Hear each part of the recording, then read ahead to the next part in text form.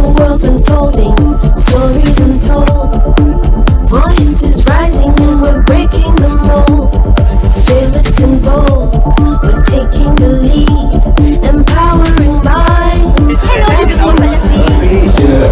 Seeing our daily, shining bright. News that's bold, news that's right. Hello, welcome to another episode of Top News Podcast with me, your host Adila Azam. And this is a show where we break down complex topics for your understanding. We bring interesting guests, and today I have a really interesting guest that I want to introduce to you. And we're going to talk about something that people take for granted. But before I introduce the guest, I want to ask you guys, I want you guys to imagine if, let's say, every day when you go out of your house, you go to work, you will take out your rubbish bag, right, and throw it in a rubbish bin. Imagine if you do that every day and no one picks up that rubbish. Imagine the smell. Imagine what you see, like rubbish flowing out of the rubbish bin. Imagine that happening for like a week and no one is taking care of that rubbish, right? So that is something that we tend to take for granted. Like for me, myself, every day when I go out of the house, I never really actually think about what happens if no one actually managed the waste in my household or the waste in my neighborhood. And today we're going to talk to someone who is actually responsible for, if you are a Selangor resident, we're going to talk with someone who is responsible to making your household and your neighborhood clean and sanitary and smells really nice. Okay? So I'm here to introduce you to our guest of today, Datuk Haji Ramli Muhammad Tahir, who is the CEO of KDEB Waste Management. Okay, thank you for being here today with us. And can you introduce us about KDEB Waste Management? What is the company all about? Right. Thank you, Adila. First and foremost, I would like to extend my thank you as well to the Top News Podcast today, in particular Sinar Daily as well as Kumpulan Karagraph for inviting me on set today. Now, the company called KDEB Waste Management, we are based in Shah Alam, Selangor.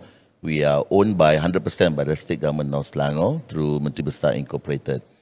We have been in the business since 2007, but operationally we are here in Selangor since last 9 years ago. As a matter of fact, we have been given the mandate and a power of attorney to act on behalf of the state government, just to ensure that we can keep Selangor clean at least budget. So what are our roles? No, it's very simple. Selangor now, we have close to 8 million people of population. And on top of that, there are probably close to 2.4 million taxpayers, meaning to say there are houses in the whole state of Selangor, about 2.4 million. Okay, now every day, these people will generate waste. So when they generate waste, they expect someone or somebody or the government to collect it. So that's where we play our role. So our role is mainly just to make sure that we can do the waste collection, which has been produced by the whole people of Selangor. We transport it and we have to dispose it at the approved site by the state government. That's number one. Okay. Well, on top of that, not only we manage the waste collection for domestic waste, we also, on the other hand, we have got to do other things as well, in which it will cover road sweeping, bulky waste, grass cutting, clean up the drain. This will fall under scope of work, we call it public cleansing scope of work. So we got to do the waste collection for domestic waste, plus the public cleansing of the scope of work. So both of these will generate close to, probably nowadays, about 10,000 tons of waste per day. 10,000 tons of waste per day. Yeah, for 2.4 million houses in the whole of inventory of property in the whole state of Selangor, definitely we produce close to 8,000 tons per day. Okay. And another round which will cover the rotten grass, bulky waste, that probably around 2,500 to 3,000 tons per day. So we are being responsible to collect this 10,000 tons of waste per day, which has been produced by the Selangorian or the whole worker, people, residents who are staying, living and working in Selangor. And we have to ensure that it is not being disrupted. We collect it, we transport, and we dispose to the approved site, which is in landfill. So only household but not industrial, or Well, industrial included? well, we are doing only at the moment 2 local council for industrial, commercial and institution waste, which cover our service area into Majlis Pembandaran Kuala Langat, Okay. as well as Majlis Pembandaran Kuala Selangor, and also Majlis Pembandaran Selayang. So these 3 local council as well, we have got a big task also, in which we have got to ensure that all this will be generated at the industrial, commercial institutions. That we need to collect it and send to the landfill as well. Yeah, it's really important because not only is Selangor the most densely populated Yep. state in the whole country, right? Yeah. Just now you mentioned 2.4 million houses, Yep. but 2.4 million houses and growing, right? Yep, Because yeah. there's always development happening Yep. in Selangor, but at the same time, it is also the most industrialized state Yes. in the country as well. So Yep. people are definitely looking at you on how to like properly manage waste efficiently, Yep. and also responding to like the challenges that keep on happening with the higher density Yep. area, right? So how do you actually manage the rising volume of waste in Selangor? When you look at it, like I mentioned, rising number of houses and Yeah. households and also Yeah. industry. How do you manage that? Well, I think the most important thing is you must have a good plan. You must have a big, proper plan for long term of how are you going to give your service to cover the density of the population as well as the increase of the population migrated to Selangor every year. So Selangor being the probably now most developed state in the whole country, we at the same time we are contributing close to 25% of the national GDP. That has given a bite for, I do not know, probably the migration of a lot of school leavers, university leavers, graduates to come and look forward for a job opportunity in the central part of Malaysia, in particular Kuala Lumpur and Selangor. Living in the city now with the rising cost for apartment, condominium, landed property, a lot of graduates and people, they choose to live outside, outskirt a bit of the city. So they are trying to find a better place, which more commendable and affordable. For example, in Selangor. Yep. But they will work probably in Kuala Lumpur. But some of them they will work in Selangor as well. So because of the rising of this population, we are talking probably about maybe in between of 2 to 5% every year. That will impact directly on the rise of waste generation as well. So at our end, number one, we must have a good plan for any increase of population. We must we must plan so that we're gonna have a nice and workable zones for collection. We must plan for upcoming investment on our capital expenditure when it comes to fleet. We must plan there probably would be an increase of human resources to maneuver and monitor the whole service area. We must plan on how we're going to tackle and deal with complaints and anything coming from the whole taxpayer on the spot within 12 hours or even 24 hours. We must plan that there must be usage of artificial intelligence, AI, in our reporting, in our surveillance of our vehicle. We must plan there must be a proper medium for people to communicate and connect their unhappiness or complaint towards apps, smart apps, or even we must have a proper communication center or call center that can take out all the complaints, listing it out, identify, go to the root cause of the problem and fix it and give response back to the complainant. So it's all about planning. We must have an ability to organize all these things, and also we must ensure that the system are up to date so that whatever waste being generated, we should be able to collect it. I like that. Just now you mentioned the use of AI, technology, and you also have an app, right?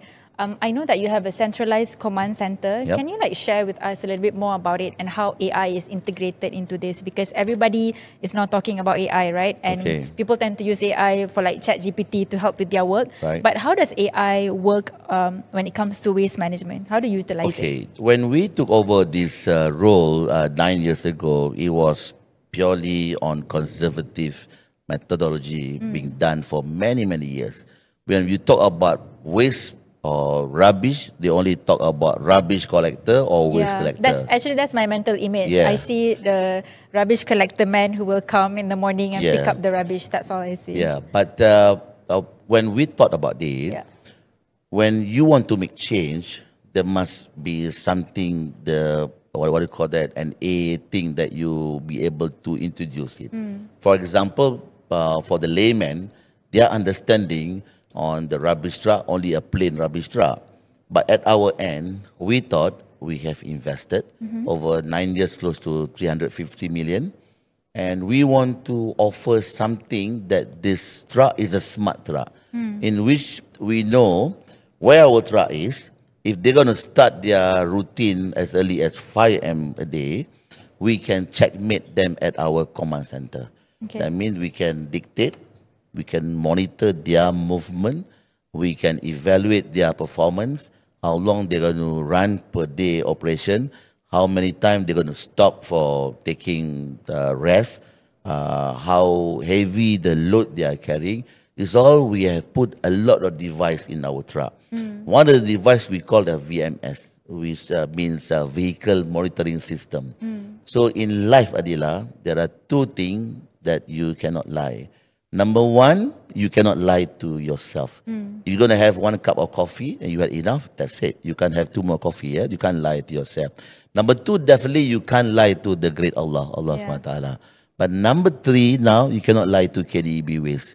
Okay. Because when we fix the VMS in all our truck, we can monitor. If the complainant coming to us through our command center and telling that waste is not being collected, we can go in, zoom in to which area, which house, because we can look at our dashboard that our lorry has passed your house at what time. Okay. So I mean, probably you late, you were late, or your helper were late in discharging the waste at front your door. Yeah. But and your neighbor got no problem to it. And when you rang us, then we pick it up, and then we know that only your house was not being collected. There's something wrong with you, but it's okay lah. Normally we will sort it out, on the same day.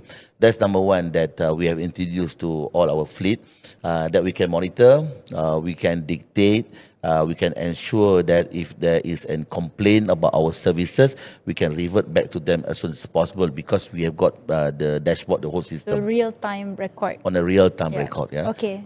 That's one. Number two, we also have introduced to make easy for people to lodge complaint. Those days, people thought, lori sampah tak datang, and waste not being collected.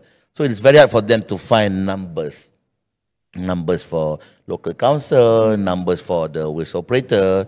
So when we have introduced this fantastic apps called iClean, in which you can download from your iPhone or your Android, it's easy. You register as a user, and then you try it.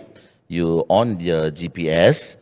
Say you see there is a waste not being collected in front of you, or you just dump anything in front of your bin. You take a photo. You on GPS. You send to iClean. So our operator will pick it up, and then we respond it to you, and then we will determine whether it is a real complaint, and then we will come back to you, and we will notify our people on the ground to settle it ASAP. Then we will notify you lah. So this is fantastic, because sometimes a lot of people, like retired people, over after subuh, they want to have coffee, and then they see this mountain of waste not being collected properly. So what they do, they just, if they already got their iClean on their phone, they download it, they snap the photo and just send it to us. Then we will respond immediately. People like to be responsible citizens, right? And keep the whole neighborhood clean. That's this number two. Number three, we have done this exercise. So last year, we want to confirm the number of houses, shops, factory, strata, bungalows, semi-D, terrace house in the whole state of Selangor. So we have got a big vicinity that we need to cover. Those days, we have to do manually. We have to do manually, count one by one, The and houses. then the houses. And then we will cross-check with the data with the local council based on their valuation of the property of the taxpayer for assessment. But now with fantastic AI, we are using the technology. We can use drone. We can use the satellite and Image. GPS. We can count exactly how many houses in Shah Alam right here, right now, with the short period of time. It will give us a spot on and perfect answer how many houses, for example, in Bukit Jelutong, and what kind of houses are there in Bukit Jelutong. From that record, based on the satellite image from our drone and GPS, it will give us the exact number of houses, because the number are very crucial for us to make the plan. How much expectation with generation coming from Bukit Jelutong. Okay. Then only we will prepare for our How many lorry fleets, how fleet, many that kind of drivers, thing. how many pickers? Now we can use this data, and this data is updated based on the new housing come on board. Right. So we can store in our office, and it can be a cross-reference for our argument with our client, mainly the local council, for the cost of waste collection for all this inventory and data. Would you say with technology comes better cost efficiency as well? Because you are a government-owned company, Yeah. right? And just now you mentioned investing over 300 million just on the fleet technology, right? So people right now, people are always looking at how much the government is spending or how much Okay. the government is budgeting. Right. So would you say that this infusion of technology, especially AI, is helping you manage your costs better? It is, but the pillar of the cost still rely on the cost of doing the collection based on the capital expenditure being invested to ensure that we can do our job to our best ability. For example, what is the main thing for us to deploy to do collection at your house, for example? Of course, we must have a proper rubbish truck or compactor or the lorry sampah, for example. And there is a cost to it. 9 years ago, this truck said the price was 370,000 ringgit. Nowadays, after 9 years, the price has shoot to 460,000 because of the full model change. Now the truck will be slightly bigger with a better Euro 4 or Euro 5 engine. And then the cost of building the body also has increased tremendously because of the rise of the steel price, for example. And then the cost of diesel, many years ago, we are talking probably about $2 something. Now we are talking about $3 something. It's almost 30% increase for the diesel cost. And then we are talking about minimum pay wage. Many years ago, probably you were talking about 900 ringgit. Now minimum pay is close to 1,700 ringgit. Yep. So predominantly, if you talk about rising of cost, even though we are still using AI, but this basic necessity for the main fixed cost, we can't get it rid of. We can't. But we still have to pay for the fixed cost every day and every month just to ensure that the operation is not being disrupted. But maybe when you talk about complaints, system, monitoring, servicing, reporting, probably on apps, that we probably can save a lot of, without doing paper, the information will Operational be... cost there. Yes, but... I'm also quite intrigued to ask, because this year we're seeing a lot of introduction of new policies or rationalization of fees, right? So you see, for example, the electricity tariff, and then you also see, for example, the mandatory contribution for foreign workers. For example, if you have foreign workers for EPF, and then you also have SST, the introduction of SST. So how will those impact your operational costs? Okay, now this is a very tricky question.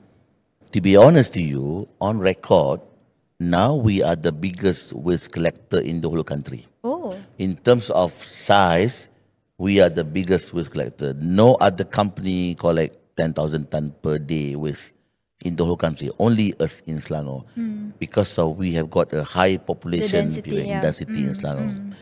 But then again, we are the cheapest waste collector that offers services to the taxpayer. For example, you'll be surprised if our lorry come to your house if you are in Selangor. We are only getting on average between $6.50 to $7 per month per house, for 3 times waste collection. If you times 4 a week in a month, for 12 times, you're going to cost you only $6.50 to $7. If you divide $7 over 12 times, per collection, probably we are going to charge you probably about 65 cents, not even 70 cents. No other company do that in the whole country because we are owned by the state government. So at our end, we are trying our very best to find the formula to match and balance our income and revenue and to cover our expenses, which consistently keep rising without passing it to the consumer. So this is the big challenge for us. Yep.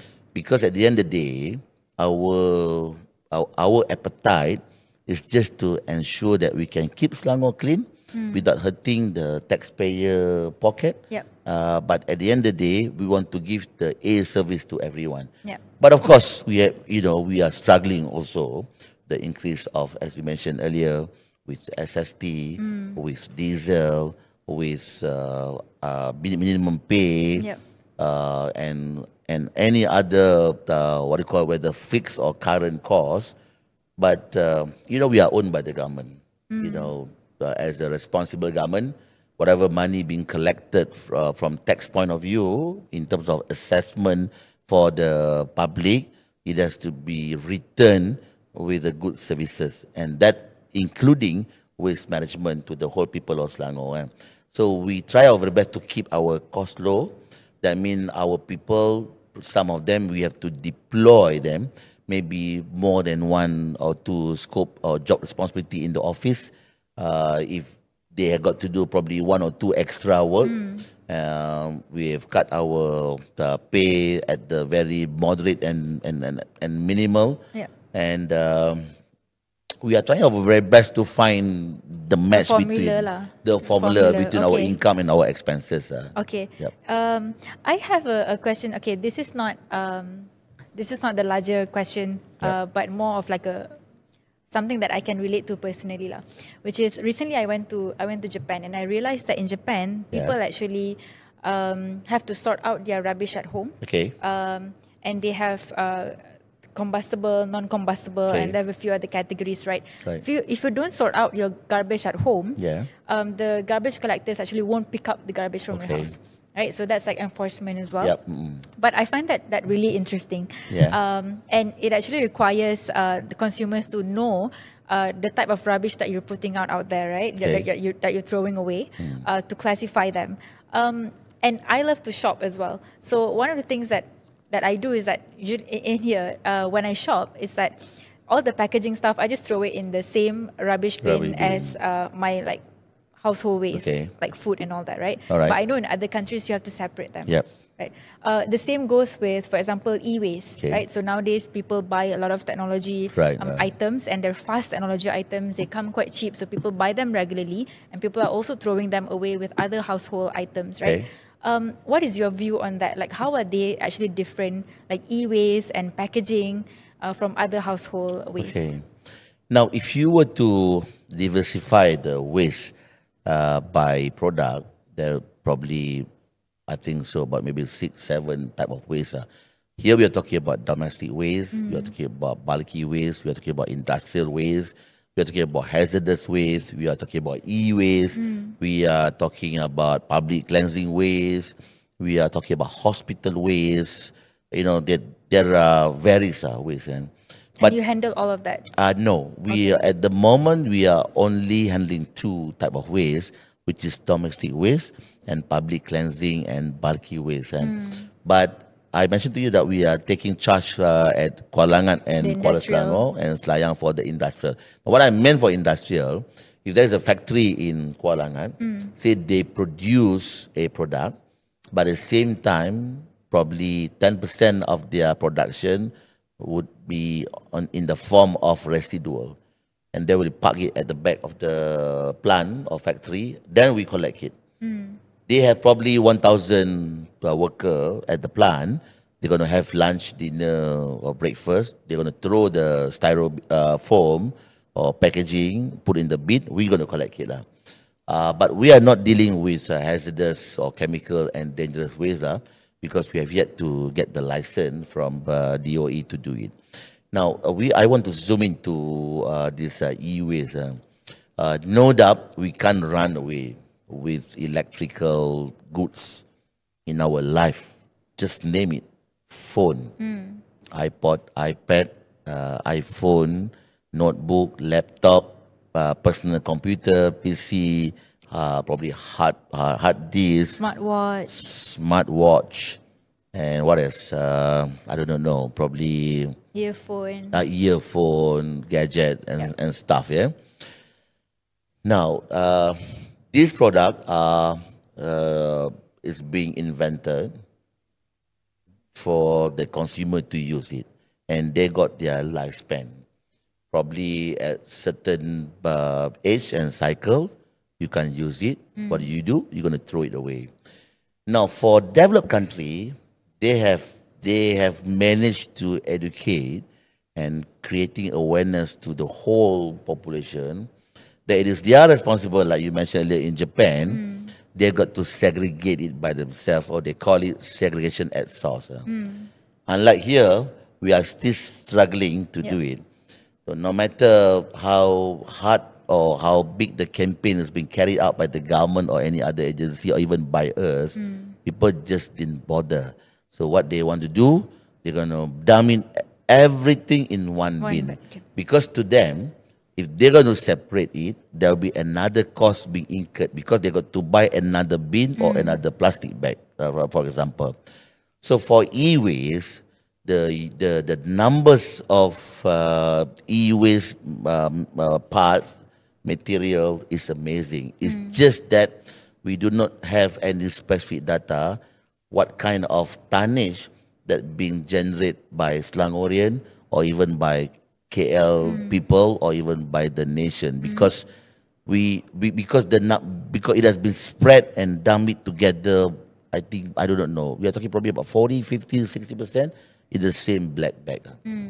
But that is the material that you can recover from most. So you can reuse material from e-waste. Yeah, from that e-waste itself. For example, you are talking probably about aluminium. You're probably talking about cuprum. You're probably talking about gold. You're probably talking about any other metal that can be processed again and produce another byproduct that can turn into a new revenue.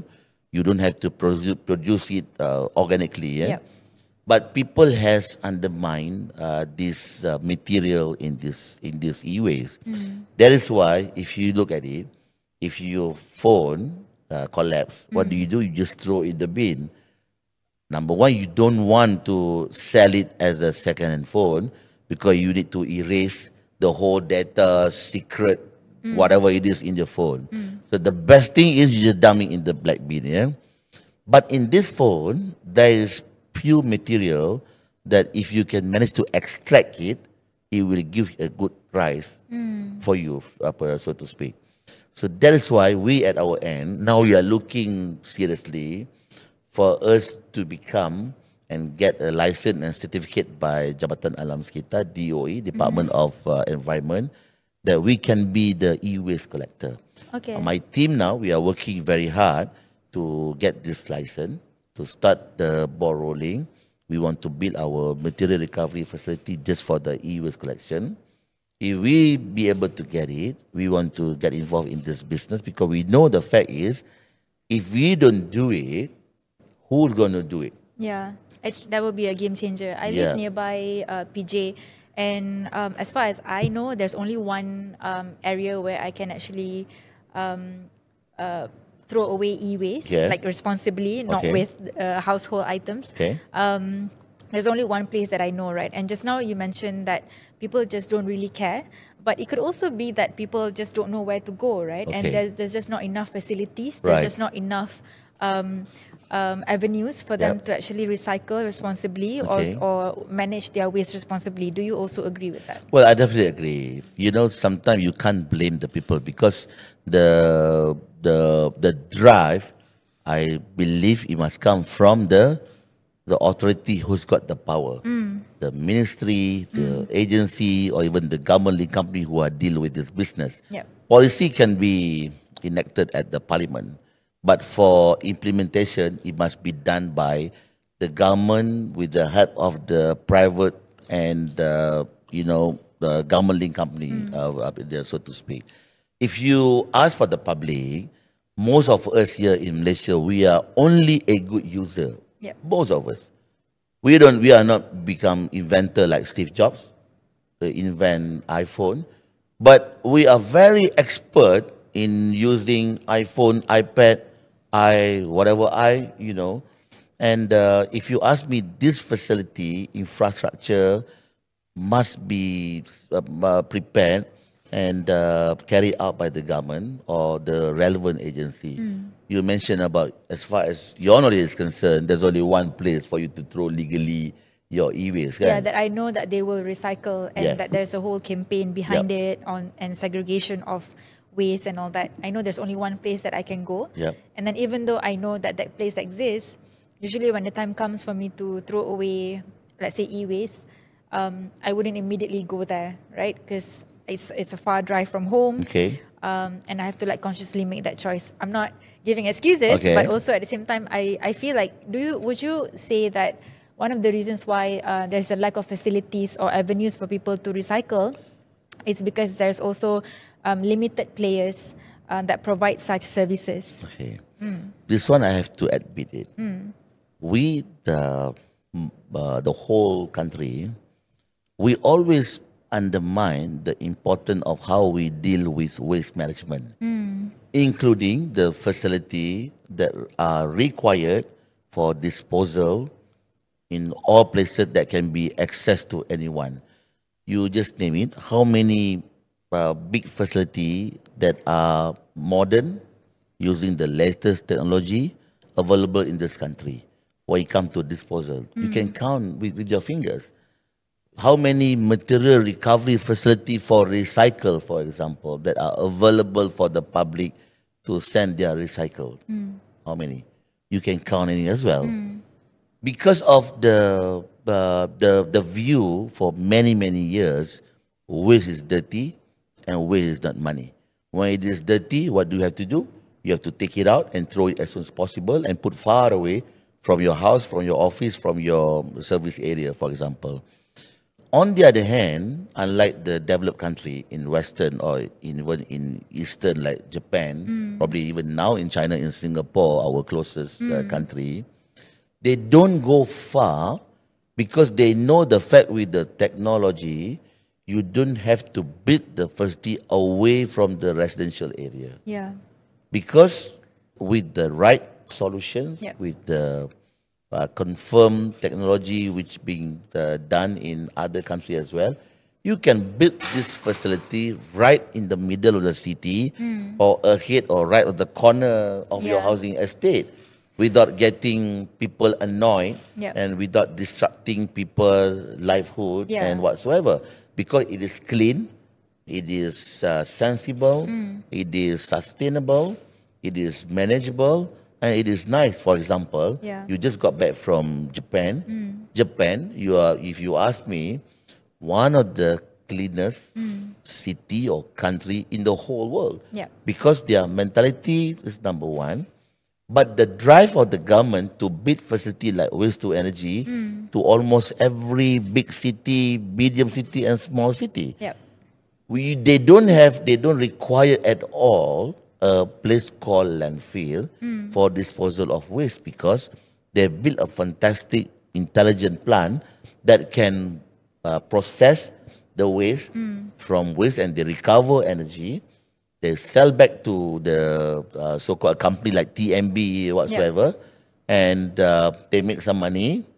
They discharge only at the minimum level allowed for probably some gas, whatever it is, which is being controlled. They discharge only very minimal residual, and at the end of the day, waste they sort out the waste problem, and they produce energy and they make money. And they built this city right in the middle of the city. Right. So Okay. these are the things that we lack here in this country, and I'm Yeah. sure that Is that something that you are looking into building in the future, waste to energy? yes. Because just now you mentioned what you do is basically collection, Yep. right? And also you clean the area like the drainage, the drain. Yep. But you did not mention the end of Right, the ecosystem, okay. right? Which is waste to energy or owning the plant Okay. or owning the landfill. So is that something that you are looking into Yes, as well? indeed, Adila. So what happened is that we have been doing this business for many, many years. And our forte is, of course, the collection, transporting to the approved site of disposal. But after a while, we thought that why can't we get involved in the later part of the waste cycle, which is the disposal. We have been running around the whole world. We look at the technology, we look at the country. We have made a lot of comparison between various type of disposal. We are talking about probably incineration, material recovery facility, gasification, anaerobic digester, microbiome technology, and a couple of others technology. And we found out the latest and probably the most used by most of the country for disposal, for sustainable. We are talking about waste to energy, moving rate stoker, incineration. So now we have just completed our EIA and presented to DOE about a month ago.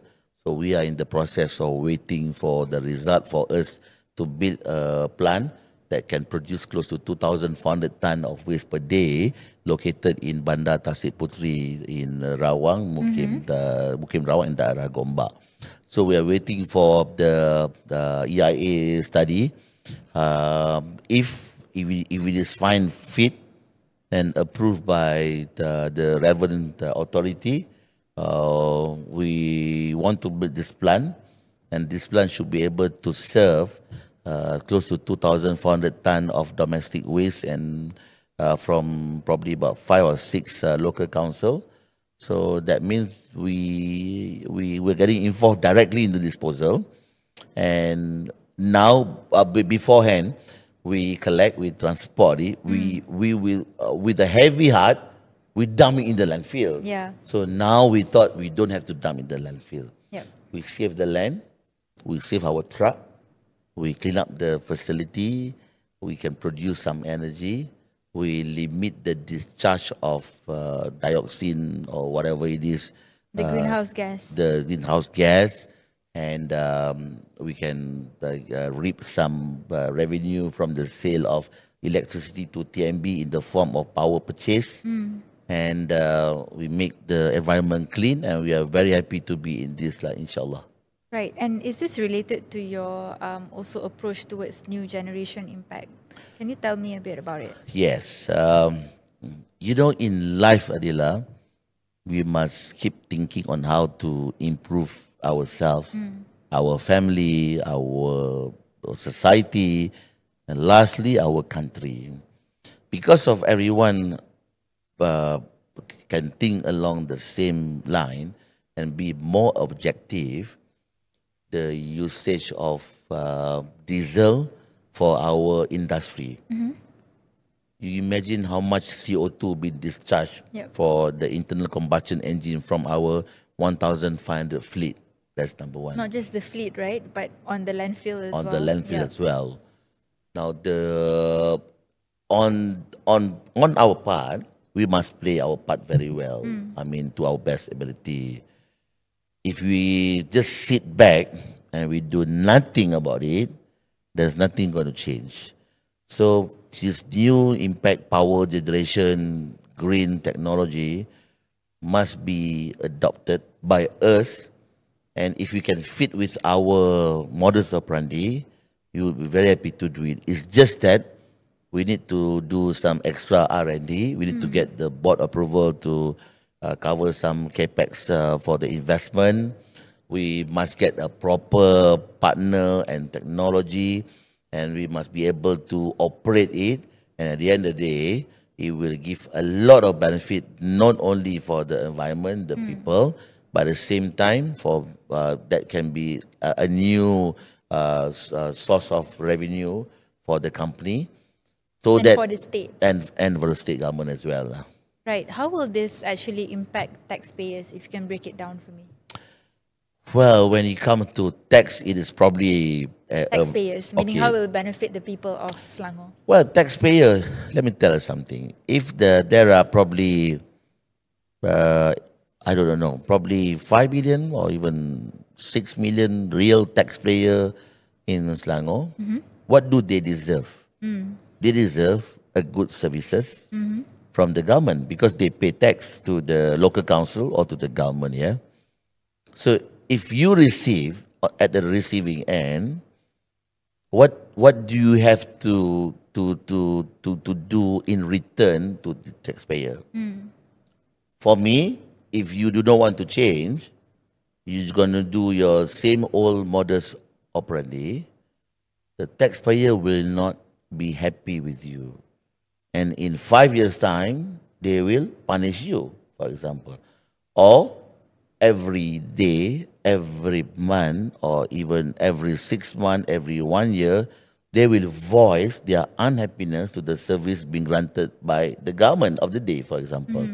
So we are talking about public infrastructure, public amenities, utilities, not only water, electricity, road maintenance, facility, public park, and also waste management.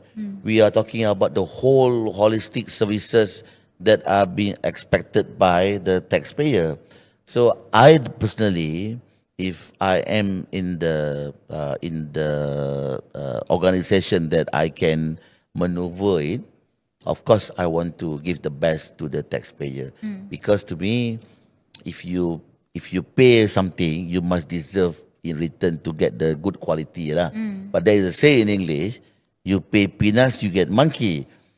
But a lot of people, they thought all these things come at cheap price. Subsidized. But it doesn't work that way.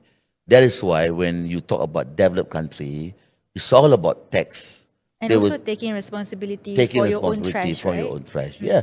I mean, here, our tax rate, I don't know, it varies 26, 27, 28, probably maximum. But in Europe, you are talking about 40, maybe some of the country, 50% the tax. But in return, there are a lot of things that the government be able to give to the taxpayer, kan? And most of them are happy and satisfied. It's just that they be taxed high. I mean, by virtue of accounting, if you earn more, you must be taxed more lah, Exactly. kan? I think about 70% of Malaysians still earn 5,000 ringgit and Yeah. less. So I think that would be a bit hard Yes. to tax them 40% Of of their course, income. of course, yeah. But I definitely understand where you're coming from as well. And looking at, this big ambition that you have to build your plant, waste to energy, Okay. incorporating more technology in waste management, right? So it seems like this is something that like youth would be interested to be part of, right? Not just as something that as a cost that they want to take up on, like Okay. waste management, because it's also about the environment, taking care of the environment, but also as a potential career path or job opportunities. Do you see waste management as a lucrative or an interesting, challenging job, career path for the youth? Right. I have heard a lot of comment people give about this waste industry. The simplest thing they say, this is a 3D industry, which is dirty, which is difficult, and danger, for example. Yeah. And when it's dirty, people are not interested in it. But my view, you can be a smart waste collector. You don't have to be the waste collector, a real who collect the garbage. You should be able to be a person who manage the whole people. Like what we have now in Selangor, we probably have 700 permanent staff and 10,000 contract worker on the ground crew. I mean, we are managing it. You don't see me do the waste collection every day, but you need the managers, the CEO to run the business, kan? So I will retire soon. There is a vacant to me. My top guy, my general manager, Hajar Mahfuzah, or whoever it is on board, they are going to retire soon as well. So there will be a vacuum in there as well. So if everyone wanted to be a doctor, everyone want to be a soldier, everyone want to be an architect, everyone want to be an engineer, everyone want to be a politician. So who want to be the waste collector? So my background in finance and banking, but that doesn't stop me to be a good waste collector in running the company as a whole. So my advice, if you are interested in this business, you must be serious in it. You must be very articulate in it to running the numbers, because the cost is higher, getting higher and higher, but the money you receive are very little from the taxpayer. You must be able to have that technology driven in your mind to embed the latest AI technology for you to get more and efficient services to be given to the public. Don't be shy if you work with the waste. I mean, my son, when he went to school and he wrote on his file, the report card, said, Father Ramli Muhammad Tahir, occupation, kutip sampah. So then the teacher was looking at me, like, sir, are you really kutip sampah, kan? Oh, a waste collector. Yeah, I do a waste collector, but I'm not. Bukannya I kutip for example, kan, but there's I'm managing the company. There's nothing to be ashamed of, lah. There's Is that what you're nothing saying? to be ashamed. And in our region as well, it is very important for us to take it seriously on cleanliness, kebersihan, kan? Yes, correct. So we are very happy to be part of this society that look into kebersihan, kan?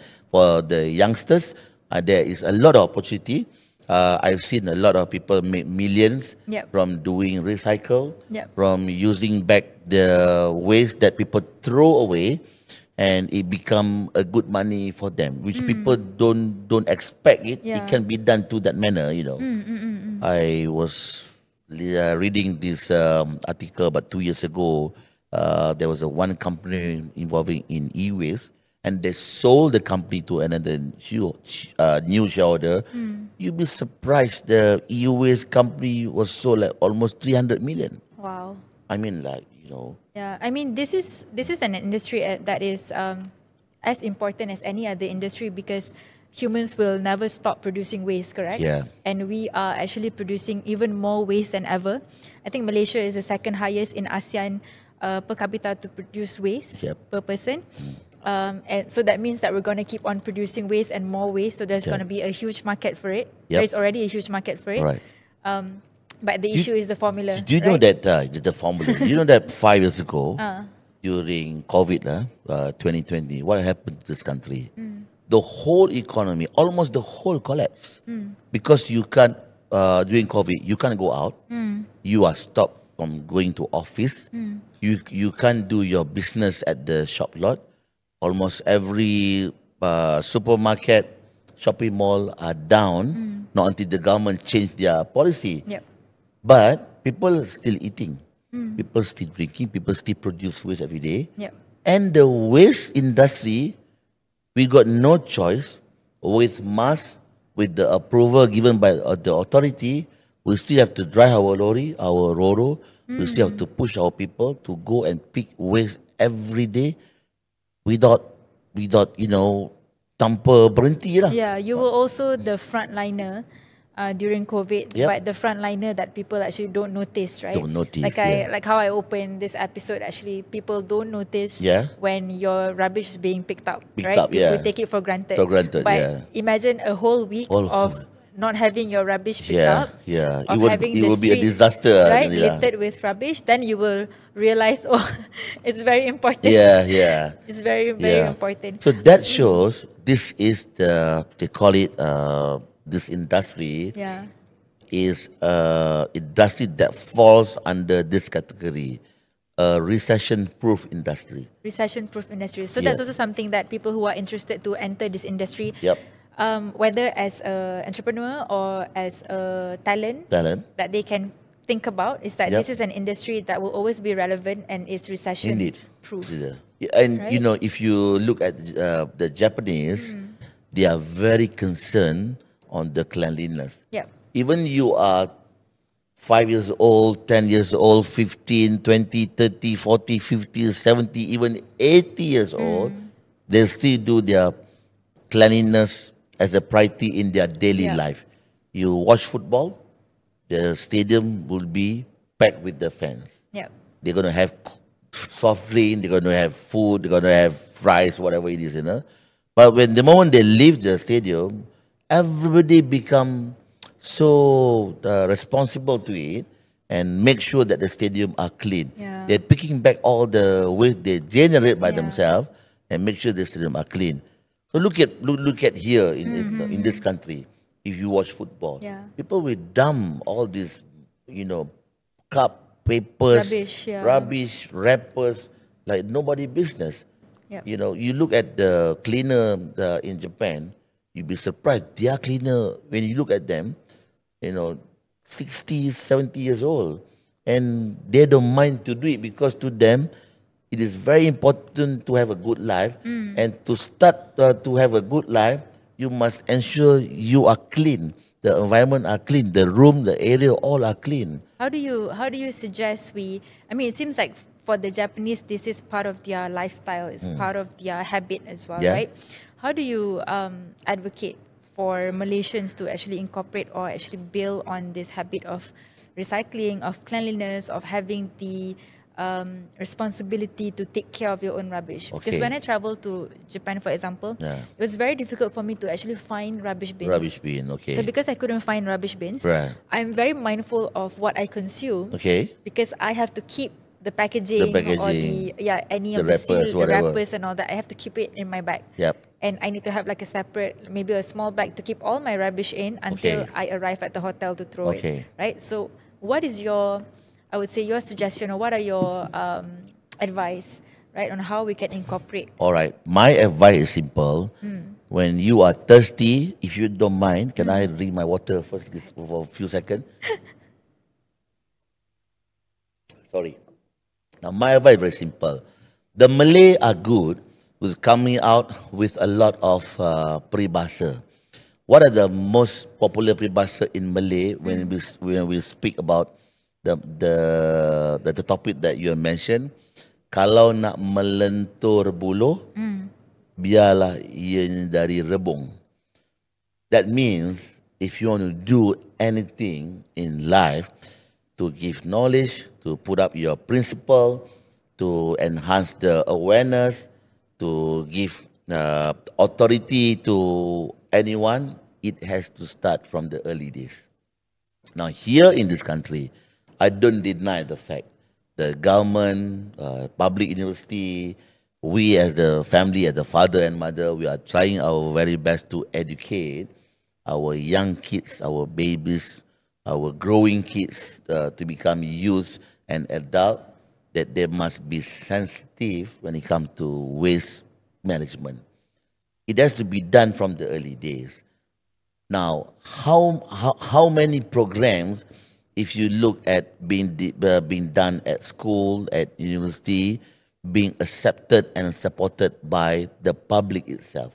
For example, the Japanese, every day, they will ensure there will be a gotong royong by the whole classroom for the class. Is it been done here at our school? Maybe twice a day, maybe 3 times, 3 days once, maybe once a week. How many times the Japanese, they will enforce the rule for their children to, if there is a waste in their room, in their own bathroom, their toilet, it is their responsible to segregate it, bring it downstairs, Yeah. and put it in the proper bins. I think I remember, it's interesting that you mentioned cleaning toilet and, Okay. and incorporating responsibility among children, because I remember, if I'm not mistaken, maybe a couple of years ago, there was a proposal to get primary school children to learn how to clean their own school bathrooms, bathroom, right? School okay. bathroom, just to incorporate a sense of responsibility. And I think that proposal received a lot of criticism from the people, right? So that means people are also not ready for it. What would you say if, let's say, you are proposing for, let's say, for example, for kids to learn Okay. how to be responsible, Right. learn cleanliness? learn to clean their own bathroom at school, and people are criticizing that idea, how would you rebut the criticism? Well, to me, it is very simple. You cannot deny the fact sometimes you have to treat a certain level of people with certain level of treatment. You can't force kids to become labor. But now we are not talking about forcing kids become labor, because these kids, they are very good in using phone. If they are, even if they are 4 or 5, even 6 years old, they are even better phone user than us. Yeah.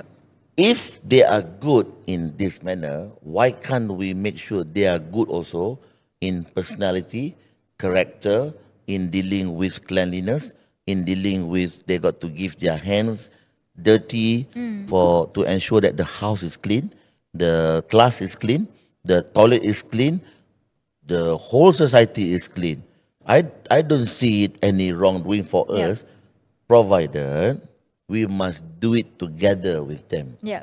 It means you can't just point your finger and asking this young kid to do it, but at the same time you do You don't do it. nothing. So the best thing, you do it. Lead by example. Lead by example. Okay. So before you ask them to do it, you must do it together. Yep. If you have done it, then I don't see there is a conflict, Yeah. or people will say we are abusing the children to clean up their toilet, bathroom every day, whatever it is, because we are the user.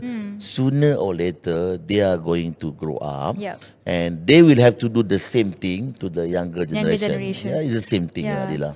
Speaking of like leading by example, do you currently, does KDEB Waste Management currently have any programs with the youth or with children Oh, to yeah. incorporate recycling? Yeah, we do have a lot of programs Okay. ever since we have been established many years ago. Almost every weekend we are doing gotong royong Okay. with the residential, the whole area of Selangor. We work closely with each local council. We work closely with each member parliament. We work closely with each state assemblyman. We work closely with the ahli majlis. We work closely with schools, with universities, with joint management body. Okay. We work closely with NGOs. We work closely with many parties almost every weekend, the whole week as well. So what happened is that our role not only limited to discharge our prime role as the waste collector and transport it to the approved landfill, but at the same time we have been invited by many institutions to give a talk. I think about a month ago, I was so engrossed with my staff. They were invited to UiTM Shah Alam, and they were telling me there were about 3,000 students malam tu dengar dia punya talk on recycle, that kind of thing lah. Dia kumpulkan semua orang. One, I've been given the space also in numbers of university in the whole Malaysia, not only in Selangor. So what happens is we have to drive ourselves as the main player.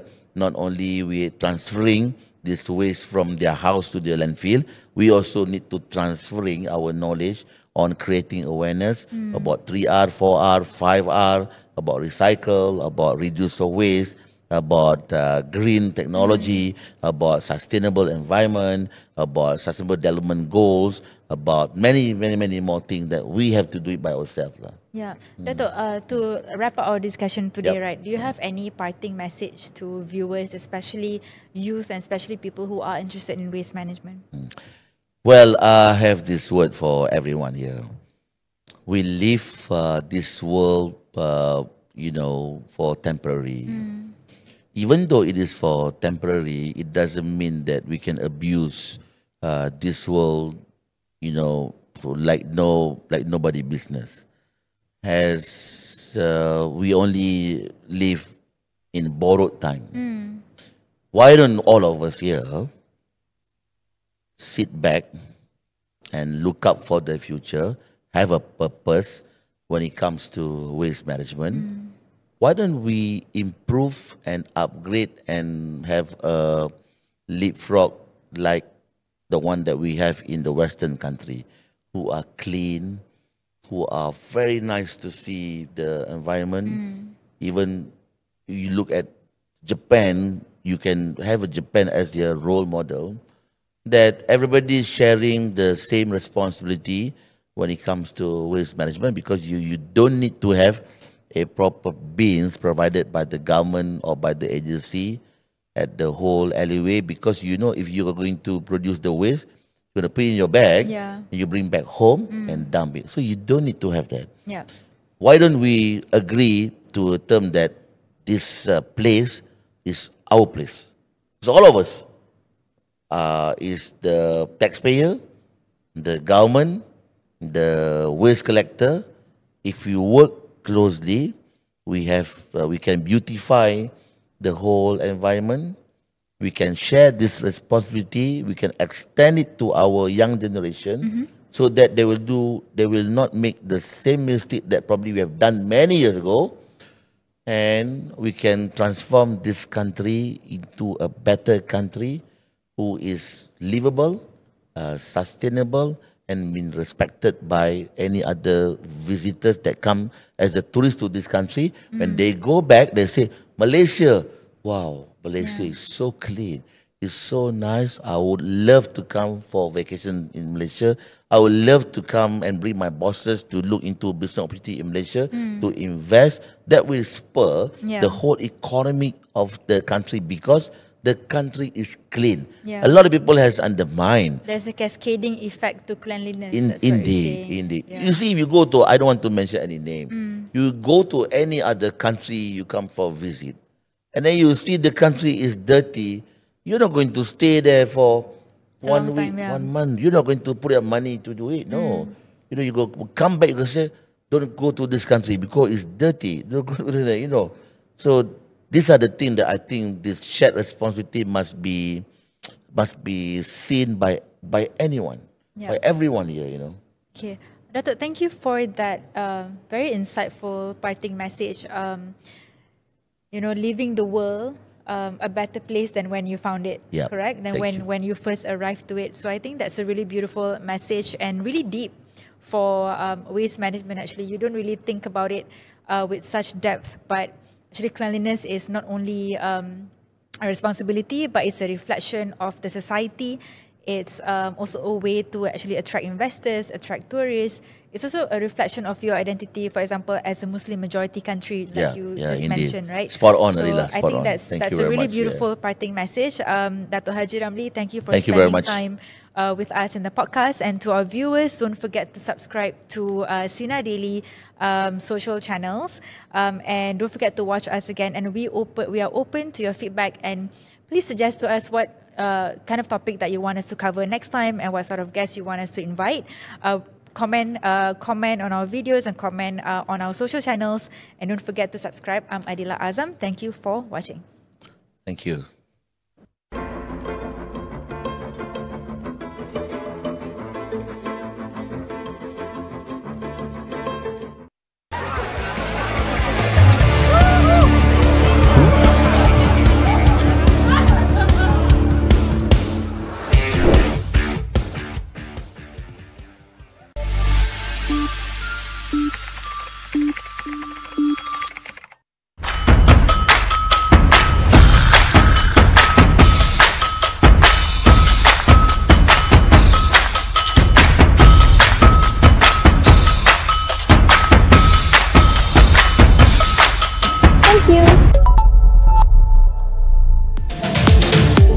Unfolding, stories untold, voices rising and we're breaking the mold. Fearless and bold, we're taking the lead, empowering minds. That's what we see. Sinar Daily, shining bright. News that's bold, news that's right.